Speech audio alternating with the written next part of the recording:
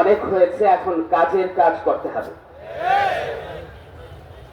জুলাই বিপ্লব সংগঠিত হয়েছিল এই দেশ থেকে ফ্যাসিবাদের অভিশাপকে মুক্ত করার জন্য, জালিম এবং খুনির অভিশাপ থেকে এই দেশকে পবিত্র করার জন্য জুলাই বিপ্লব সংগঠিত হয়েছিল, ঠিক কিনা বলেন?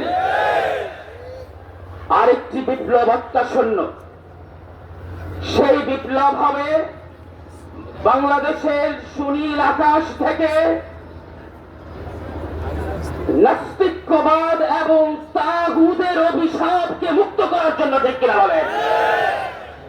ইসলামের পতাকাকে উড়ানোর জন্য, কোরআনের আইনকে প্রতিষ্ঠিত করার জন্য আর একটি ইসলামী বিপ্লব, ইসলামী আন্দোলনের নেতৃত্বে, উলামা মাশায়েখের নেতৃত্বে সংগঠিত হতেই হবে, ঠিক কিনা বলেন?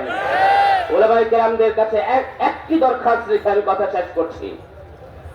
জাতীয়ভাবে সকল ঘরানার ইসলামী মহাজোটের ঘোষণার জন্য আমরা হয়তো সংক্ষিপ্ত আর কিছু সময় অপেক্ষা করতে হবে।